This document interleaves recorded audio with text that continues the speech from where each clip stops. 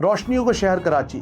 21वीं सदी में जब पाकिस्तान की बात की जाती थी तो अक्सर कराची को rising shining star of south Asia कहा जाता था। एक ऐसा साहिली शहर जिसकी इब्तिदा तो राजा दाहिर के दौर में हुई, डीबल के नाम से हम इसे जानते थे, लेकिन गुजरते वक्त के साथ और जदीद दौर के तकाज़ों के साथ जब इसको बरतानवी साम्राज्य ने बसाया तो कोलाची से, जो कि एक मशहूर माहीगिरों की बस्ती से, इसका नाम फिर कराची बना। और इस शहर ने ना सिर्फ पाकिस्तान के दारुल हुकूमत होने का एजाज़ रखा, बल्कि यहाँ की जो एयर स्ट्रिप थी वो बरे सगीर पाको हिंद की शायद पहले ही ऐसी फ़िज़ाई गुज़रगाह थी जिससे ना सिर्फ बरतानवी तैयारे, ना सिर्फ जंग अज़ीम दोम, बल्कि आने वाले वक्त में ओरिएंट एयरवेज़ और उसके बाद PIA का भी मेन हब कराची बना। आज आपको कराची की दास्तान बताना इसलिए भी मकसूद है कि पाकिस्तान का वो इकनॉमिक हब, पाकिस्तान का वो इक्तिसादी आप कह लें शहर जिसने पाकिस्तान को गुजरते वक्त के साथ पूरी दुनिया में ना सिर्फ शिनाख्त दी बल्कि मिनी पाकिस्तान भी कहलाया। क्या बोहरी हो, क्या बंगाली हो, क्या उर्दू स्पीकिंग लोग हो, क्या सिंधी हो, क्या महाजिर हो, क्या पंजाबी हो, और कई ऐसी ज़ुबानें जिनको आप पाकिस्तान में डिप्लीट समझते हैं या नापैद समझते हैं, आपको कराची में उस कम्युनिटी का हर बंदा मिलता है, क्योंकि कराची मिनी पाकिस्तान है। लेकिन इस शहर की तबाही के पीछे क्या सोच कार फरमा थी, कौन सी ऐसी सियासी जमातें थी जिन्होंने अपने फ़ायदे के लिए शहर कायल को खाक व खून में नहला दिया। कराची एक ऐसा शहर जिसको रोशनियों से ताबीर दी जाती थी, एक ऐसा शहर जिसकी शामें अक्सर साहिली होटलों से मुज़य्यन होती थी, एक ऐसा शहर जिसके अंदर इकनॉमिक इंजन जब चलता था तो पूरा पाकिस्तान उससे पलता था। लेकिन गुजरते वक्त के साथ साथ हमने ये इस्तेहज़ार करना छोड़ दिया कि शायद कराची ही पाकिस्तान के लिए मुस्तकबिल की आली शान ताबीर है। वक्त के साथ साथ जिस तरह कराची को हमने छोड़ा, कराची को निगलेक्ट किया, वो चाहे सियासी तौर पे हो, समाजी तौर पे हो, सकाफती तौर पे हो या मजहबी तौर पे हो, कराची उतना ही खाको खून में डूबता गया। मैं कैसे भूल सकता हूँ उस वक्त को जब कराची के अंदर दिन के वक्त में ट्राम चलती थी और शाम के वक्त में कराची सर्कुलर रेलवे कराची के करीबो जवार के तमाम एरियाज़ को टच करती थी, और सेंस ऑफ सिक्योरिटी इतनी ज़्यादा थी कि क्या मुसलमान, क्या हिंदू, क्या पारसी, क्या क्रिश्चियन, क्या ज़ोरेस्ट्रियन, ये तमाम लोग आपस में हंसी खुशी रहते थे। लेकिन वक्त की रफ्तार में ही शायद बेवफाई है, कराची के अंदर एक ऐसा बदलाव आया कि 80 की दहाई के अवाखिर में कराची खाको खून में बदल गया। वो कौन से मुहर्रिकात थे जिसने पाकिस्तान के इकनॉमिक इंजन को एक ब्रेक लगा दी? वो कौन सी वजूहात थी, वो कौन सी सियासी जमातें थी, वो कौन सा मिजाज था, वो कौन से बैरूनी आप कह लें आलाकार थे जिन्होंने कराची के अंदर जब अपने पंजे घुसाए तो पाकिस्तान का ये माशी इंजन एकदम चौक हो गया? आज इसी के बारे में डिस्कस करेंगे। आपको ये मैं बताना चाहूँगा कि 1947 में जब कराची पाकिस्तान का पहली बार दारुल हुकूमत बना, दारुल खिलाफा बना, तो इस शहर ने ऐसी बहारें दिखाई कि देखने वाले दंग रह गए। कहा जाता है कि बॉम्बे से ज़्यादा कराची को बेहतर वायबल इकोनॉमिक ऑप्शन समझा जाता था, क्योंकि ये gateway of the middle East की तरह काम करता था। दुनिया भर से परवाज़ें कराची आया करती थी। क्या KLM, क्या कैथे पैसिफिक, क्या वर्जिन अटलांटिक एयरलाइंस, क्या ब्रिटिश एयरवेज, तमाम परवाज़ें जिन्होंने आगे मलेशिया, थाईलैंड, इंडिया और दीगर रियासतों में जाना होता था, वो कराची में आके स्टे करती थी, जिस तरह आजकल दुबई में करती हैं। लेकिन फिर एक सियासी सोच आई कि दुबई को again rising star of the middle east बनाना है और कराची को डिप्लीट करना है। उस सोच ने इत्तेहाद एयरवेज को बनाया, उस सोच ने एमिरेट्स को बनाया, और उसी सोच ने कराची के इकोनॉमिक और फ़िज़ाई स्टेशंस को बिल्कुल चौक करके रख दिया। आज दुबई दुनिया का आप ये कह लें एक वर्क स्टेशन है जिसके ऊपर जितना भी फ़िज़ाई रूट है वो दुबई से कनेक्टेड है। अगर आप देखें नॉर्थ अमेरिका से करीबन 15 से 17 लाख पाकिस्तानी हर साल पाकिस्तान का सफ़र करते हैं। उनमें से 90% जो बीच में आप कह लें ट्रांजिटरी रूट यूज़ करते हैं या स्टे करते हैं या जहाँ से उनकी कनेक्टेड फ़्लाइट आती है वो दुबई है। हालांकि अगर देखा जाए वाया कराची है तो एक तो ये उनके लिए सफ़र बनिस्बत आसान होगा, कम खर्च होगा और बाला नशी होगा। लेकिन एक ऐसी सोच जिसने अपने ही मुल्क का कहते ना बखिया घेर दिया, वो आज इसमें खामोश है लेकिन अपना काम कर चुकी है। दूसरी जानिब चलते कि कराची की हमने माशी ताकत को और जो उसकी आप कह लें उसकी साहिली पट्टी की ताकत थी या आप कह लें कराची की पोर्ट का जो पूरा एक स्ट्रेंथ थी या जो उसका मोमेंटम था वो हमने किस तरह ख़राब किया। 1980 की दिहाई में पीपल्स पार्टी को आप कह लें मैनिपुलेट करने के लिए, डाइवर्ट करने के लिए या टैकल करने के लिए उस वक्त के chief master law administrator Zia الحق جنرل ضیاء الحق جس کو مرد مومن مرد حق بھی کہا گیا، آخر وہ اس چیز پہ ثابت تو نہ ہو سکے، لیکن انہوں نے پاکستان کے معاشی شارگ میں ایک ایسا کیل ٹھوکا جس نے آج تک سوائے خاک و خون کے کچھ نہیں دیا۔ وہ کیل تھا متحدہ قومی موومنٹ کا، ایم کیو ایم کا، ایک ایسی جماعت جس کو لسانی بنیاد پہ کریٹ کیا گیا، اردو سپیکنگ بولنے والوں کی جماعت بنی، پڑھے لکھے لوگوں کی جماعت بنی، جس کا پلان یہ تھا کہ ہم جاگیرداروں کو، ہم ساہوکاروں کو جو سیاست کا میدان ہے اس سے کھدیڑ دیں گے اور کراچی کے اندر ایک نیا نظام لائیں گے۔ اس نظام کے تحت جو شہری حکومت ہوگی وہ ترقی والی سوچ لے کے آئے گی، لیکن ایک ایسی سوچ کو کار فرما کرنے والا ایک نوجوان لیڈر جس کو کچھ لوگ کہتے ہیں جی اسٹوڈنٹ لیڈر تھا، کچھ لوگ کہتے ہیں رکشہ یونین کا صدر تھا، نام تھا اس کا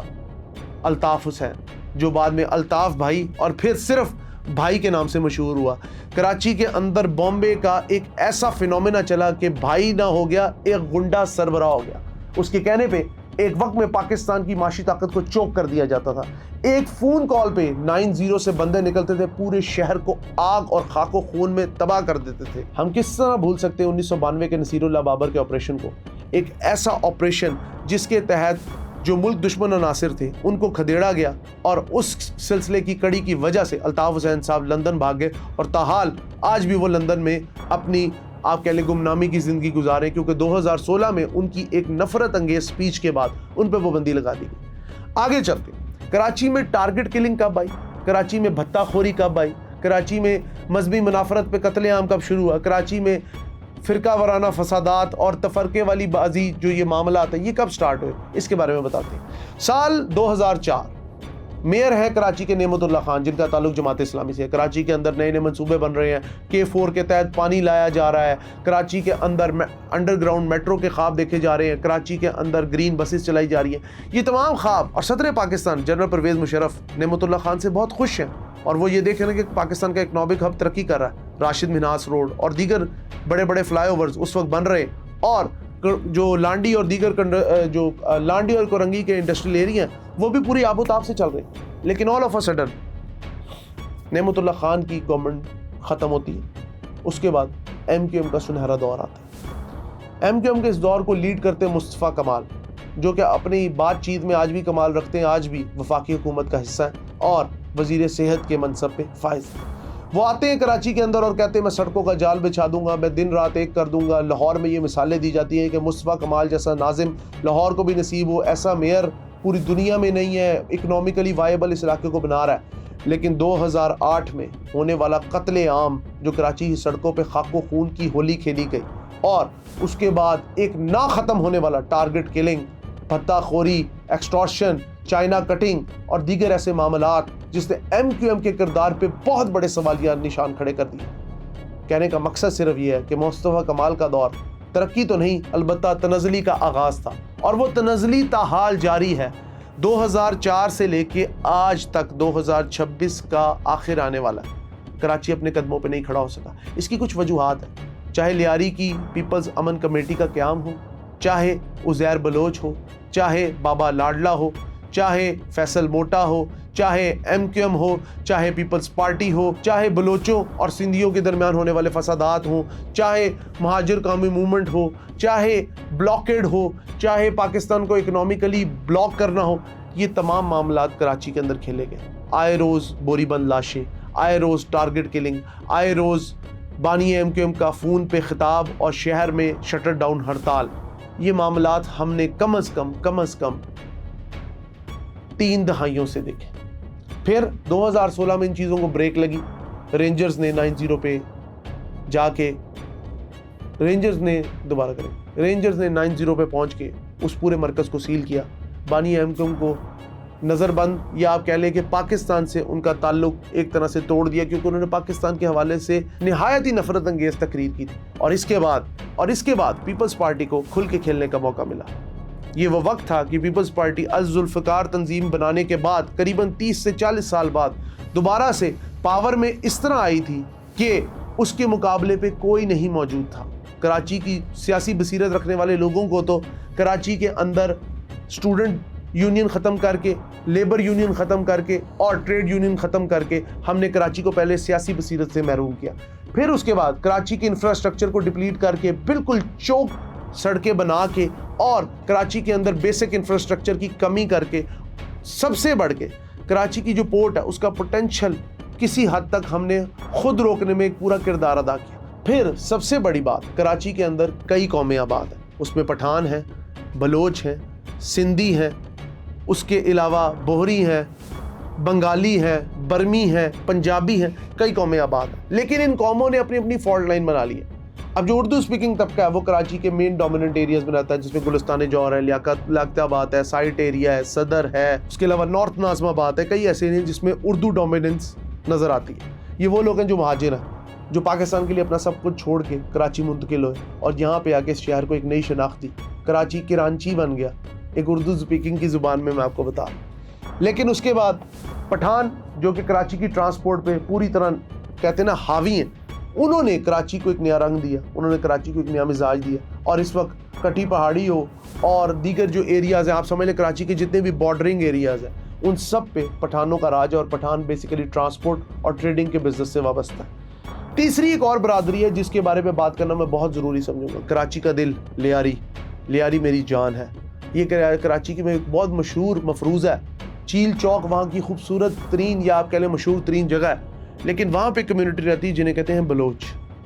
उज़ैर बलोच, उससे पहले रहमान डकैत। ये वो लोग हैं, ये वो किरदार है जिनको अभी आपने रिसेंटली हिंदुस्तान की मूवीज़ में भी देखा है। और इनके ऊपर ये मूवी बनाने का मकसद यही था कि कराची की किस तरह हिंदुस्तान ने माशी शारक को चौक किया और इन लोगों को अपने मफादात के लिए यूज़ किया। इस कम्युनिटी ने भी कराची के अंदर कई चीज़ों में परफॉर्म किया, कई चीज़ों में काम किया, लेकिन साथ साथ जराइम की आमाजगाह लियारी बनता गया और लियारी के अंदर ऐसे हालात पैदा कर दिए गए कि वहाँ पे होने वाली टारगेट किलिंग ने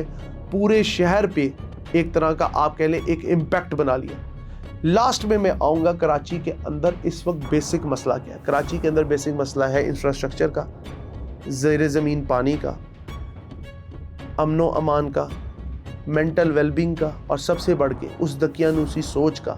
उस तंग नज़र सोच का जिसने कराची में हर आम शहरी का रहना मुश्किल बना दिया। 1970 का कराची अगर मैं आज से कंपेयर करूं तो ऐसे लगता है कि आज का शहरी, आज सिर्फ कराची की सड़कें ही तंग नहीं हो गई, चौक हो गई, बल्कि एक तंग नज़र सोच वहाँ पे कार फरमा है जो किसी भी बाहर के आने वाले को वहाँ पे रहने नहीं देती। ये पाकिस्तान का वो माशी इंजन है, अगर ये फुल स्ट्रेंथ पे चले तो दुबई तो क्या, कराची पूरे यूएई से ज़्यादा टर्नओवर पाकिस्तान को दे सकता है। लेकिन इसको चलाने के लिए नए इंडस्ट्रियल जोन, पुराने इंडस्ट्रियल जोन की असर नौ तामीर, उसके अलावा अमनो अमान के लिए एक पूरी सिक्योरिटी टास्क फोर्स जो कि डेजिग्नेटेड हो कराची की मिनिस्ट्री ऑफ इंटीरियर के अंदर, और सबसे बढ़ के अगर आप कराची को बचाना चाहते हैं तो मेरे ख्याल में आपको कराची और समंदर के दरमियान दोस्ती दोबारा करानी पड़ेगी। मैंग्रोव्स के जंगलात को जिस स्पीड से हम काट रहे हैं, कई लोग कहते हैं कि जो कराची है उसको अब्दुल्ला शाह गाजी के जो मज़ार है उसकी बरकत से सैलाबों से बचा हुआ है। लेकिन ये बात भी रोज़े रोशन की तरह यहाँ है कि अगर मैंग्रोव्स को काट दिया गया तो पाकिस्तान का ये माशी हब जो आज हमें नज़र आता है बहुत फलता हुआ, प्रॉस्पेरस होता हुआ, या किसी भी हालात में हमें नज़र आता है, वो यकीनन पानी के नीचे चला जाएगा, क्योंकि कराची की टोपोग्राफी ऐसी है कि उसको मैंग्रोव्स सेव करते हैं। लास्ट में सिर्फ एक बात कहना चाहूँगा कि कराची के अंदर सबसे बड़ा इस वक्त कारोबार रियल इस्टेट माफिया का समझा जाता है, जिसके अंदर सर फहरिस्त बहरिया टाउन मलिक रियाज साहब है, जिन्होंने कराची का एक अलहदा बहरिया टाउन बनाया और उन्होंने कराची के आसपास के गोठों पे कब्जा करके अपनी एक पूरी ऐसी मार्केट खड़ी की, एक ऐसी फेक मार्केट खड़ी की जिसका शिकार कराची का मेरे ख्याल में हर खास आम है। कराची के अंदर एक पूरा मेट्रोपॉलिटन मास्टर प्लान इस वक्त मौजूद होना चाहिए, कराची का एक अलहदा डेजिग्नेटेड बजट होना चाहिए, कराची को एक अलहदा सूबे की शनाख्त हासिल होनी चाहिए, कराची के अंदर मौजूद जितनी भी कौमियतें उनकी एक अलहदा स्टैचूटरी बॉडी होनी चाहिए जो कि असम्बली में उनको रिप्रेजेंट करे, कराची का एक अलहदा सिविल स्ट्रक्चर होना चाहिए, कराची के अंदर एडमिनिस्ट्रेशन ब्लॉक को असर नौ तामीर करना चाहिए, कराची को वायबल और फ्यूचरिस्टिक सिटी बनाने के लिए कराची के ऊपर कम अज़ कम भी हुकूमत पाकिस्तान को ये सोच रखनी चाहिए कि इस्लामाबाद की ठंडे पहाड़ों से निकल के कराची के ह्यूमिड और हब्स से भरपूर वेदर के अंदर अपने अगर हम इक़्तिदार के ऐवानों को मुंतकिल कर दें जिस तरह 1947 में थे, तो मेरे ख्याल में ये शहर दोबारा से रोशनियों का शहर बन सकता है। इस पूरे व्लॉग के अंदर अगर किसी की भी मैंने चाहते ना चाहते हुए किसी के भी जज्बात को ठेस पहुंचाई है तो मैं आप लोगों से माज़रत ख़्वाह हूँ। अपना कीमती फीडबैक हमें कमेंट सेक्शन में ज़रूर दीजिएगा, क्योंकि इससे हमारी बहुत रहनुमाई होती है। बहुत शुक्रिया।